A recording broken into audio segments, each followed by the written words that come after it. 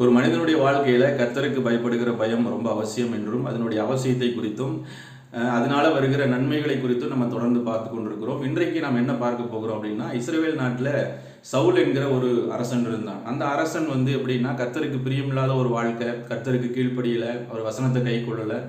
கர்த்தர் பார்த்தாரு, இவனுக்கு பதிலாக இன்னொருத்தனை நம்ம ராஜாவாக ஏற்படுத்த வேண்டும் என்று சொல்லி தாவீது என்கிறவனை சவுலுக்கு பதிலாக அரசனாக அபிஷேகம் பண்ணினார். இந்த விஷயத்தை சவுல் கேள்விப்பட்ட உடனே இந்த சவுலுக்கு தாவீதை எப்படியாவது கொன்றுவிட வேண்டும் என்று ஒரு கோபம் வந்தது.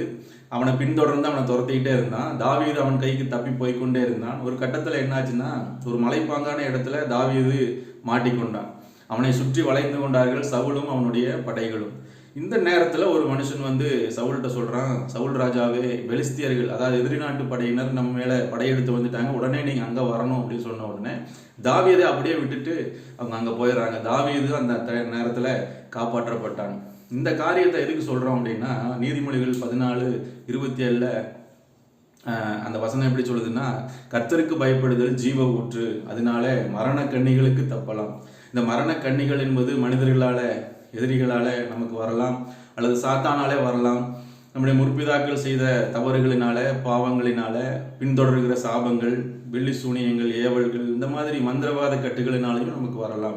ஆனால் இது எல்லாவற்றிலும் இருந்து நம்மை பாதுகாக்கிற கர்த்தருடைய வல்லமை, இயேசு கிறிஸ்துவோட வல்லமை நம்மை பாதுகாக்கும். அதற்கான நம்ம கர்த்தருக்கு பயப்படுகிற ஒரு பயம் நம்ம மனதில் இருக்கணும். கர்த்தருக்கு பிரியமாக வாழணும், வசனத்தின்படி வாழணும். அதை தான் இந்த சம்பவம் நமக்கு சொல்லுகிறது. தாவீதை எப்படி கர்த்தர் காப்பாற்றினாரோ, அந்த மரண கண்ணிகள் அவனை சூழ்ந்து கொள்ளும் பொழுது அந்த சவுலிடத்திலிருந்து ஒரு கரெக்டான நேரத்தில் ஒரு ஆளை அனுப்பி அவனை அங்கிருந்து விலகச் செய்து அவனுடைய ஜீவனை அவர் காப்பாற்றினார். 1 சாமுவேல் 23 இந்த சம்பவங்கள் இருக்குது சரித்திரத்தில்.